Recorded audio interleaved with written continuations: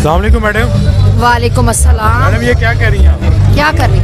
खिदमत कर रहे हैं जो इमरान खान हम सबकी कर रहा है। अच्छा। हम अब इमरान खान की आवाम की खिदमत कर रहे हैं। अच्छा, लंगर खाने तो आज बंद हो गए हैं। क्यों बंद हो गए हैं? ये देखें, ये पूरे लंगर खाने खुले हुए हैं, जब मर्जी आए खाना खाएं। दिन रात ये लंगर है इमरान खान का, दिन रात चल रहा है, जब मर्जी आए हर बंदा यहाँ से खाना खा के जाता है। अभी 300 रुपया हमारे मुर्शिद के सदके बस। और 300 रुपया पेट्रोल हो गया आज, अभी खबर आई ताज़ा। क्या हो गया? ये 500 पेट्रोल हो गया ना। मेरी बात सुने, 300 पेट्रोल भी महंगा हो गया। मेरी बात सुने, ये तो होना ही था।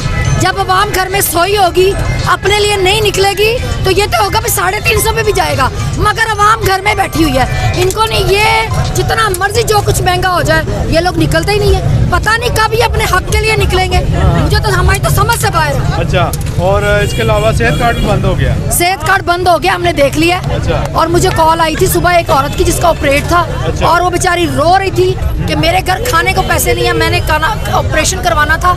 और सेहत कार्ड नहीं चल रहा। अच्छा।